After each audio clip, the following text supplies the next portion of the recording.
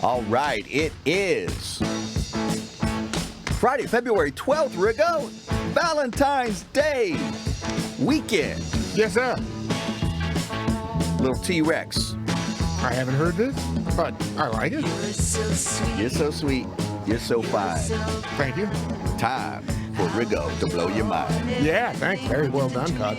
I'm trying to loosen my neck up here. Just keep that going for a little bit longer. I'm kind of like, what's his name in Stir Crazy? They got him up on the chains. Oh, my back has never felt so good. Gene Wilder. Gene Wilder, thank you. I couldn't quite come through with that. Listen, let's talk about something near and dear to my heart, and that would be a drunken Tom Brady. Gosh, that brought back memories, Todd. And the memories that brought back was, of course, I don't really remember that, but was the gentleman that was escorting him off the docks after the boat ride, where he tosses the trophy, Super Bowl trophy, which I've read is the real trophy. I didn't know this. Did you know hockey? In hockey, they've got two cups, one for the players and one that is the real cup. Yeah, because they allow them to then. They do. They desecrate. Oh my gosh! Yeah, it's amazing to see. How many times has somebody filled the bowl with number 2? I mean, you got to figure. There's got to be some stories. If that bowl could talk, I mean, it's not a bowl. What's it called? It's a cup. If that cup could talk, you do not want to know what that cup has seen. Can you imagine the body parts that cup has seen? That's a Netflix series. It might be. My Night with the Cup. Yeah, it would go on and on. But yeah, like I said, when I saw that, and I thought, well, and then somebody said, well, Tom Brady doesn't drink. And of course, I believe they were corrected. He certainly made an exception, right? Avocado. Yeah, he tweeted out, sorry, not sorry, avocado tequila, which, it's got to be organic, right? I thought Hull tequila was organic. It's TB12 approved. It's got a lot of vitamin C in it as well. TB12 approved. Yeah, there's no question about it. Well, that's what really kind of amazes me is that, you had all the people commenting on that. And then I believe there was somebody for PFT, Pro Football Talk, I think it was Chris Sims was on there a lot. I mean, he said, oh, man, can you imagine what would have happened if that trophy would have went over the side? That's 80 foot of water. And then I thought, that's a marina where there's small boats in and out of 80 feet of water. I'm going right away. I'm thinking, hey, listen, I've been on quite a few marinas now, and it ain't no 80 feet of water. And then somebody, sure enough, the shipping channel down in Tampa is 40 feet deep. I don't think that. And so it was basically, it's like, he'd been there. He knew how deep it was. I don't really think that that's right. So it wasn't such a scary thing. I mean, what if the worst case? The worst thing that would have happened is if somebody misses it and it bangs into the boat. If it goes over the side, that's not a problem. Gronk down. Do you think for a second that somebody couldn't have just hopped in the water, dove down, and retrieved it? It would have been a macho Tarzan type thing to do. Guy comes up with a knife and a fish, and he's got the trophy. Got the trophy under his arm. So anyway, congratulations. And it has dawned on me, Todd. Basically, I think I've got TB figured out. He's Peter Pan. What else can it be? He does not want to grow. And I have to salute that. I got to go. That must be. I don't think it really is all the championships. I'm starting to recalibrate because the only thing I can think of that would, after you've done so much of it, it's like, I don't care. I mean, how many? He still cares. He does, but what he cares about is not the trophies. It's about the locker room. Right. Where else can you go? And this is the one great thing about sports, and it doesn't have to be professional sports. High school, it could be lower school, it can be college, and obviously it can be professional. But there is something about a locker room that is, there's no way to put, I can't put it into words exactly what that is like. And it is literally, it begs of the famous novel Peter Pan. When you hit a locker room and you're part of a locker room, you don't ever have to grow up, Todd. You get into a locker room and life is good. You've got a bunch of people around you. You might have some serious problems outside of it. And I heard this when I was in acting school, where actors are the same way. When they get to the theater or whatever, they can leave all their troubles behind. They enter a fantasy land. Mm-hmm. And the truth of the matter is, every athlete that plays any kind of sport in this country is another fantasy land. They enter a fantasy land. And that fantasy land is so intoxicating, I think, for a lot of people, and all the accoutrements that go with it, which basically for me was always the crowd when you go out in front of a live audience.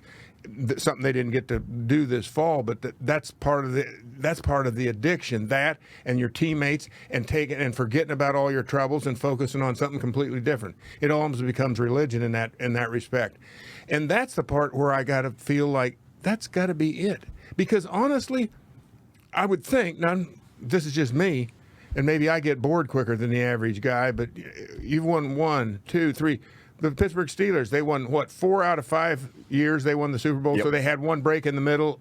They won 2, and then they take a break, and then they won another 2. I'm thinking after that, it's kind of like, well, now it's kind of like I'm down to the money. I mean, at the same time, I've said this before, and that's what it is. I mean, then the playoffs themselves. But I don't understand. I repeat myself, and is the part that I do not understand is his being able to tolerate the regular season. I just don't understand that. Mm-hmm. That for him, that's got to be like, I got nothing for the regular season. But interestingly enough, I think you pointed out last week or on the show at the beginning of the week here, that in a way by leaving New England and going to Tampa, all of a sudden he'd recreated all the doubt. Exactly. Everybody challenging me. Oh, I'm not good for it. And you know what? There's something to be said for that. There really is something to be said for that. It makes you also beg the question, could have New England gotten to the Super Bowl had he stayed in New England? I mean, that's the part that you kind of, and you know, what are the odds when you think about it? You have to say this as well, that he is blessed. That he's like Robert Duvall in Apocalypse Now. You know, he just loves the smell of napalm in the morning. He's got the golden light on him. Where else could you go? Never been done before. He goes to Tampa. Tampa gets the Super Bowl in Tampa. It just hit me. That is just bizarre, isn't it? Isn't Ponce de Leon and the Fountain of Youth? Wasn't that around the Tampa area? It's not very far from where he is. This is all adding up. But does that mean he's been going down there back and forth? This is all adding up. He's finally going home?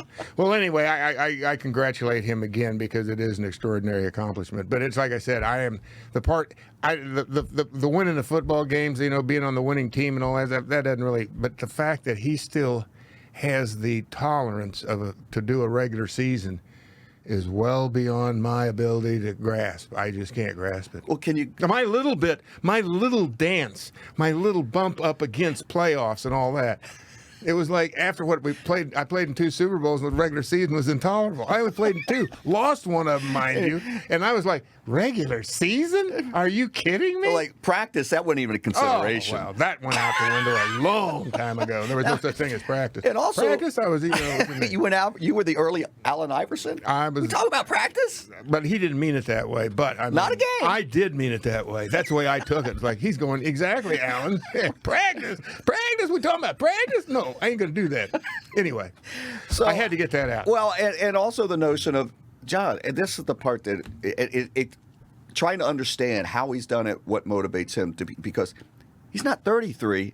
At 33, you're getting into the GOAT stage in the NFL as a quarterback. He's 43. Yeah. Well, you know that's the one thing I can buy into the fact everybody makes a big deal out of his age. First of all, the rules have allowed him to stay and play the game as long as he has. Without the rules the way they are, he'd have been cut in half, years ago. He had to play. Well, all of today's modern day quarterbacks. Exactly.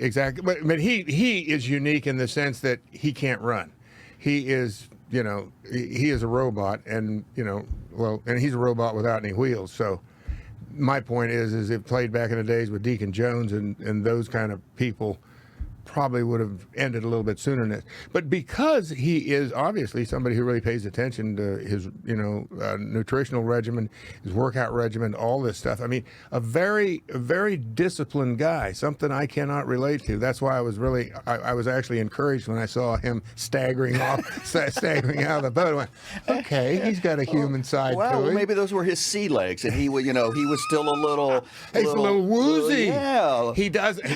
He gets seasick rather easily. That may have been it. All righty, Todd. We got quite a few things to do. We do have what do you call it? The weekend coming up here. It's what do you call it? Well, thank God we don't have to Valentine's deal with the weekend anymore, the performer, and we can actually talk about that one completely went over my head. Because who's that? Oh, well, I don't want to get started on that, but I remember when my daughter told me who that was, and I'm going, no, who is it? Because it didn't make sense. The Weeknd, what do you mean The Weeknd? Who is that guy in the car? The Weeknd. No, I know it's Sunday. What are we doing? Yeah, there you go. Well, let's get into Taylor Heinicke. Oh, first of all, we got to go back and do a little bashing here. All right, we're pretty good at that. Oh yes. The Washington Post. What was the fool's name? Oh man. But it wasn't necessarily him. And it's because they don't write the headlines. Huh? They were making the assumption. Well, let's set the stage here. Yeah. And we had just talked on our show that we did earlier in the week, and we had learned right before we started the show that the legendary coach Marty Schottenheimer, who had a cup of coffee here in Washington, legendary coach, over 200 wins, the only should be in the Hall of Fame, the only one that is not in the Hall of Fame of an active coach with that many wins, took 3 Cleveland, Kansas City, and San Diego deep into the playoffs. And teammates, players, coaches, everybody respected and loved the guy. Wasn't for everybody, but he's a little Vince Lombardian. No question. He was old school, but he was old school. Guy was a winner. Yes, and he was. And I know plenty of guys that, and you see the outpouring from players and the respect shown to him in the Washington Post. So yeah, we got it. I mean, it was. I texted you the photo, and I could not believe. I couldn't read the article, though. Well, I didn't even get into the article you have to get a subscription to the Post, which I refuse to do. That paper is completely been written. I've never really appreciated the Post since I got here because they barbecued my butt when I came down here from New York. So I've always had a little bit. I got to admit, I've got a little chip on my shoulder when it comes to Washington Post. But after reading this, now I got a super chip. And what they have done since they were sold, it is not the legendary paper that it used to be. I'm sorry. They've been. It's almost as if in various sections of the paper that they have a team of writers, and it's like, let's stir it up. Always be contrarian. Come up with the most outrageous because we got to get the clicks. It used to be, I wouldn't line my bird cage with that paper, but since it's not a physical paper anymore, it's not worth the bytes. It's not worth the digital anything. And in the headline. Right after the man dies at 77 from Alzheimer's, been battling it for a while, and it was short and sweet. Marty Schottenheimer, 77, dies of da-da-da-da-da, and legendary coach who known for his team's wilting in the playoffs. That was it, wilting in the playoffs. Now that's the headline of the man's obituary. That's not what Marty Schottenheimer is going to be known for or should have been portrayed.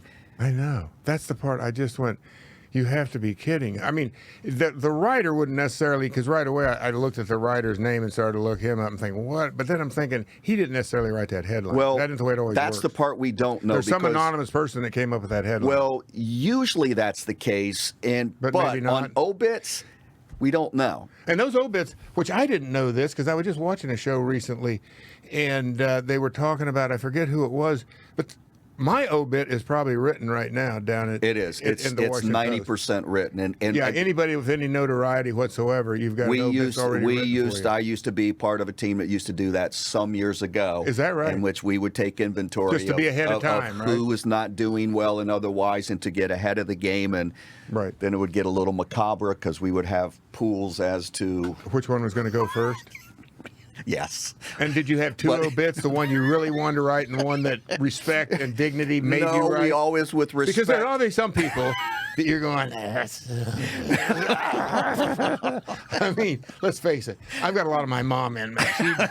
You messed with her one time, you were done. You were just like, you're written out of the will completely. My God, there's a chance that we were related too, because my mom don't play either. You cross me once, no trust. It's the old first time your fault, second time my fault. That ain't going to happen because you're not getting a second time. Right.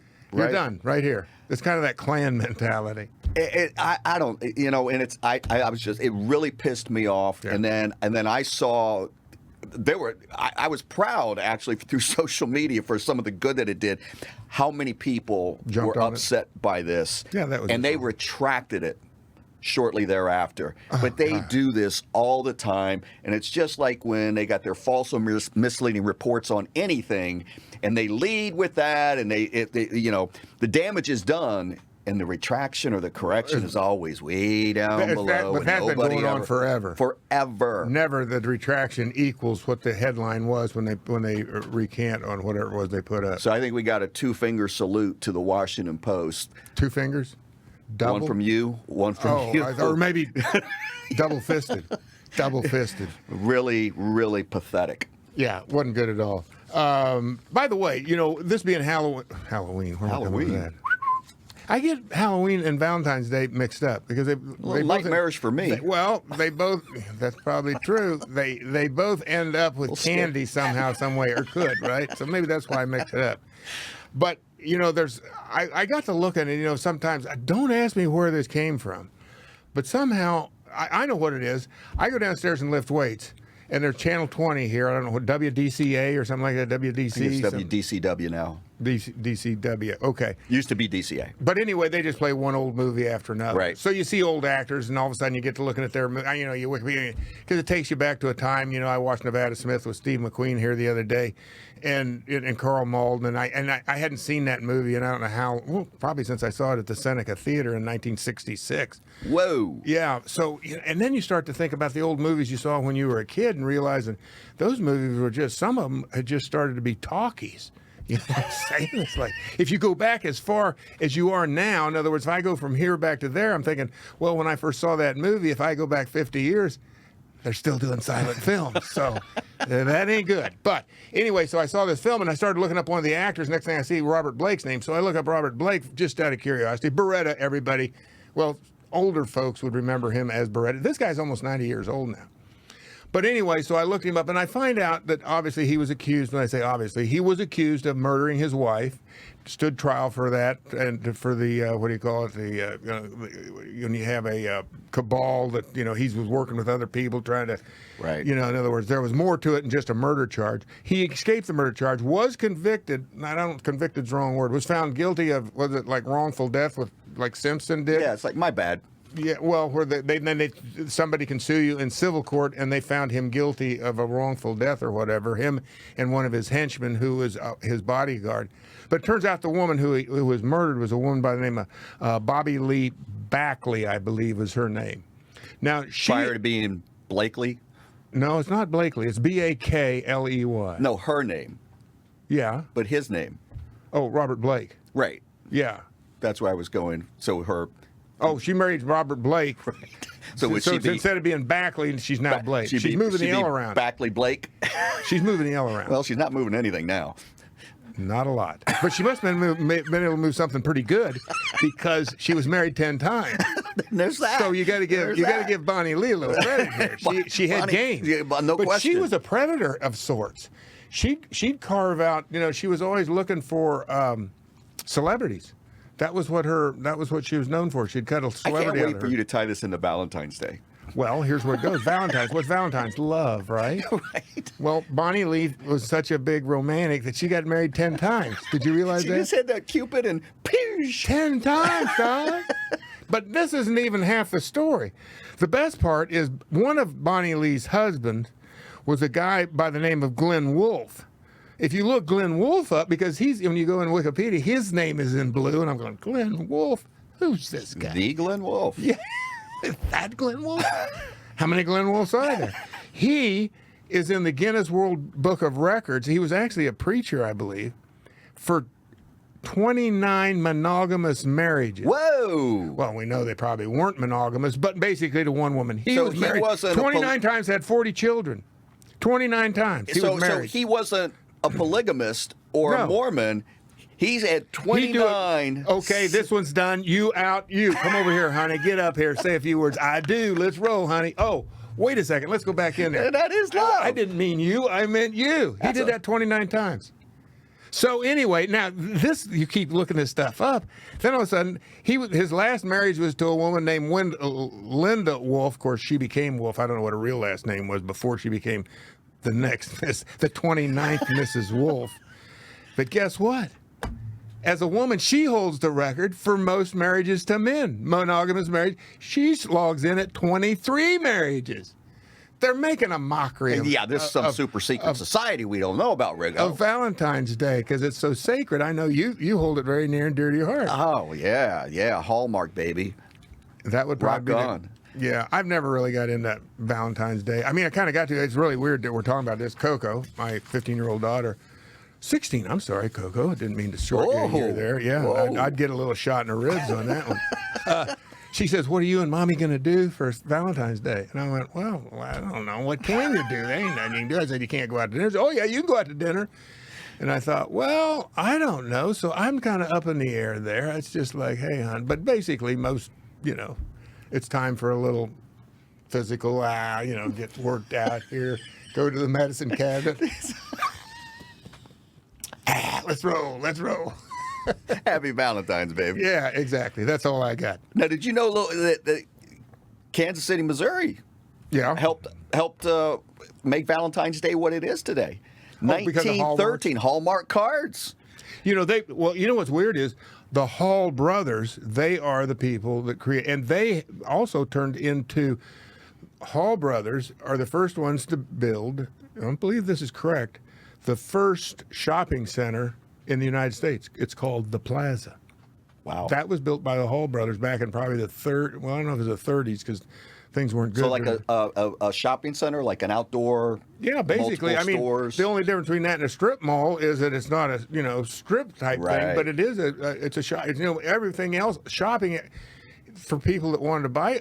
I'm not 100% sure on this. I'm not a what do you call it, a metropolitan developer or anything. But everything was downtown, right? Right. Like New York right, City. It's right. like You had the downtown. But they just went down to this area that's just south of downtown Kansas City, about 3 miles, 4 miles, something like that. And built the plaza. It became world Hall's famous. created actually. the mall. That's kind of you could say that they created a shopping mall. Wow. But it wasn't the same as when you see malls today. But it was the forerunner for all the stuff that you see today. But I'll let you finish. And then out of that, I think they spun Hallmarks, and they were big builders in the area. I mean, they developed all that area around Shawnee Mission, or what is it called, Mission Hills, Right. Which is, if you've heard of Mission Hills. NCAA's based there, isn't there? No, that's Shawnee Mission. Shawnee but Mission. Mission Hills actually is a very, very gentrified, exclusive area. It's kind of like having Potomac, Maryland, as your Of address Kansas here in D.C. Yeah, actually in Kansas City. It's in Kansas City, Missouri. So, yeah. So anyway, go ahead. I'm sorry I had to interrupt. And that's what I used to always say. This is a Hallmark invented holiday, as a lot of holidays are now. They've come up with more reasons, and you research the history of what Valentine's Day is and how gory it was, actually going back to the Roman times. And the original. They had a little get together down at the Coliseum on Valentine's Day. So the dark origins of Valentine's Day. This is from NPR, but so it was actually a Roman festival. February 13th to the 15th, the Romans celebrated the feast of Lupercalia. The men sacrificed a goat and a dog, then whipped women with the hides of the animals they had just slain. Whipped them? And the men did all this while naked, and they'd run through the city, and then they would whip women, and the women would get beat by these freshly slaughtered animal skins. Were they naked too? No, just the men. And the men, because then it was a sign of fertility. And then you would start picking out which women that you wanted while you were drunk running around naked, beating. But what if she was somebody else's husband? Well, she wouldn't be out there amongst them. Oh, I see. Young women would line up for the men to hit them. They believed this would make them fertile, and so then the young men would. So they bought into it. Oh yeah, 100. That's how it started. And I got to believe some man dreamed this up. It probably wasn't some woman. Could be wrong. So when you go back and see the history of this, and then it's actually celebrated in various ways around the world, and it's fascinating. You're saying it basically came out of Kansas City, Mo? That the Hall brothers kind of said, hey, we got this card company, but only around Christmas time and birthdays we get action. 100%. So let's come up with, you know what? I think the NFL, not only WWE, they're stealing the Hall brothers theory because they've got a holiday. It's all marketing, baby. That's what it's all about. It's all marketing. Speaking of marketing, Riggo, Taylor Heinicke, the legend grows. And remember, I'm going to tell you one more time. You drop an N on the end of his name. I think I see a commercial for this guy. He is Heinicke, Yeah, Taylor Heinicke. I think Montez Sweat. He did a deodorant commercial his rookie year for. Is that right? I think it was Old Spice. I saw not full LeMay? page. We'll get into that later. Sweat. Yeah, exactly. In your private parts. So when you saw the headline that they announced earlier in the week that they signed Taylor, and I didn't see it. So I sent I do know that I sent it to you, and when you see the big numbers, and everybody goes, "Oh, they overpaid." But if you drill down and see some of the particulars, and this is coming from.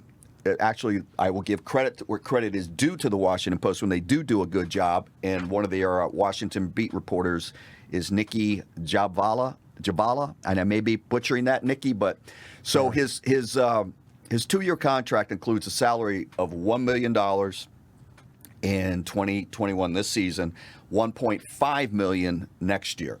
He gets $1 million signing bonus. Wow. Yeah. That is amazing. He won the lotto. And so his salary of 2021 of $1 million, only $500,000 of that is guaranteed. He then can have game. So day. he's guaranteed $1.5 million at this point. Yes. Okay. Yep. Game day roster bonuses of $31,250 per game. That adds up to $500,000 total. He has team regular season wins. He can make up to $1.5 million. Team making the playoffs, he can make up to an additional $250. Team playoff wins, another $250. So those are some pie in the sky, numbers. If he's got the chops, and that's just it. So to be guaranteeing $1.5 million for a guy that's coming in, may compete for the starting job, could be a solid number 2, maybe number 3. Because if you look at his overall body of work, and I really like this guy. I like the way he comports himself, the way he's handling. I mean, I think he's played in less than 9 games, and he was in the league going back to 2015. Right.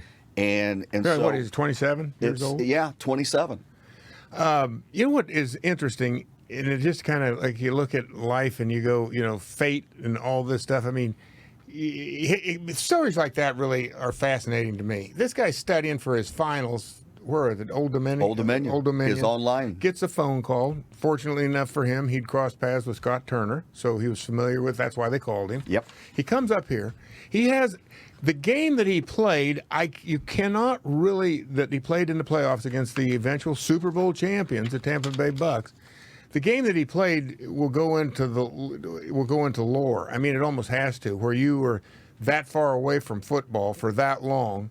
Although you knew the system a little bit, but now you come back and you're in a playoff. You're starting a playoff game. It's like, some men have, Shakespeare. Some men are born great. Some men achieve greatness, and some men have greatness thrust upon them. Yeah. I don't know which one he is. Well, he wasn't born great necessarily, but somehow, like I said, I'm still just absolutely flummoxed as how he performed so well in that game. And ultimately, that game earned him $1 million on top of what he did, regardless if he can play. Because I got to tell you, after that game, I'm kind of thinking, well, it looks like they found their quarterback. But then you kind of know realistically, how could so many other teams have missed on this guy that looks like, hey, this is the, Right, he's 27. The next Patrick Mahomes. He's not Dwayne Haskins. Well, I guess you could say Kurt Warner. How did they? Kurt Warner would be the story. Would be the equal of this. That he was playing bagging groceries, and he was playing arena football, and all of a sudden he comes up. He's in the Hall of Fame now. So hopefully there'll be a happy ending here. I don't know which way to go because now that the enthusiasm or the intoxication of what he did on that one day. Kind of reality sets back in. Right. And you kind of go, I don't know, maybe we'll see. But, good luck to him and congratulations. Yeah, let's find out. And, he's 0-2 as a starter. He started twice in his career, and he's 0-2. He comported himself. He did everything. He was not the reason why they lost that game. They were more competitive because of him. Yeah, exactly. I said that the day after they played the game to me, or shortly after the game was over. Without him, there was no game at all. I'm telling you what, if you look at it, very similar, completely different end result. Well, the end result was the same, but not quite as lopsided. But he actually was Patrick Mahomes in the very first playoff game the Tampa Bay played. Mm-hmm. He did everything, maybe not quite to what not really, not at the level. I have to say that. There's a difference. Compare those two, actually, Todd. Think about it. Go back and thinking about Heinicke when they played the Bucs in the first round of the playoffs, and then think about Mahomes when they played him just last week. Mahomes was doing things that, like I said, he needed a cape. It was just, to me, it was just spellbinding that how well he performed under the kind of pressure he was under constantly and made throws. You're going, how did he do His that? athleticism was off the charts. And he's a slick kind of a quarterback. Right. You know, he almost looks like a magician. You know how he starts this way, turns He right, does goes something back? with his hips where like he slips. He slips. And he's got a strange run, to Yeah. a strange gait, the whole deal. He doesn't really look athletic. No, he's but even got a little pooch going yeah, already. exactly. His butt kind of sticks out. Maybe that's what makes the belly look a little bit more. But it's so weird how he looks like a guy that should actually be on third base, the third base coach doing this stuff. You know, because he's smooth. And to me, like I said, and that was what Heinicke did that in the very first game. So Yes. maybe the Bucs said, hey, we've already seen this act. We're not impressed. Taylor Heinicke tried this. Oh, we got a little bit nervous, but not that bad. We know how to play guys. Like, I don't know. But Well, like the I good said, news is we're going to find out what is going to what Mr. Heinicke's true skills are. He's going to get a legit shot because they don't have a quarterback. no, and they still no word on Alex Smith. No, That's just still a big mystery. No. I mean, not, you know, number 11, I think, is for number, I don't know. I think he's proved what he wants to prove. Yep. Okay. And I've proved what I've wanted to prove. You've proved what you want to prove, so I think maybe we ought to do Riggo out.